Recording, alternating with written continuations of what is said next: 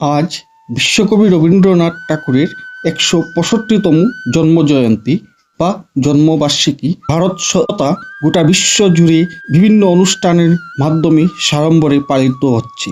আজ কবি রবি ঠাকুরের জন্মদিনে শ্রদ্ধা জানিয়ে আজ আমাদের ছোট নদী, কবি রবীন্দ্রনাথ ঠাকুরের লেখা আমাদের ছোট নদী। আমাদের ছোট নদী চলে বাঁকে বাঁকে, বৈশাখ মাসে তার আঁটু জল থাকে। পার হয়ে যায় গরু, পার হয়ে গাড়ি, দুই দাঁড় উঁচু তার, ডালু তার পাড়ি। চিকচিক করে বালু কোথায় কাদা, এক দাঁড়ে কাশবন ফুলে ফুলে সাদা। কিচিমিচি করে সেতা শালিকের জাক, রাতে উঠে থেকে থেকে শেয়ালের হাঁক। তিলে তিলে ছেলে মেয়ে নাহিবার কালে, গামছায় জলবরি গায়ে তালা ডালে। সকালে বিকালে কবু নাওয়া হয়ে পড়ে, আঁচলে চাকিয়ে তারা ছোট মাছ ধরে। আষাঢ়ে বাদল নামে নদী বড় বড়, মাথিয়া চুতিয়া চলে ধারা করতর। দুই কূলে বনে বনে পড়ে যায় সারা, বর্ষার উৎসবে জেগে উঠে পাড়া। নমস্কার।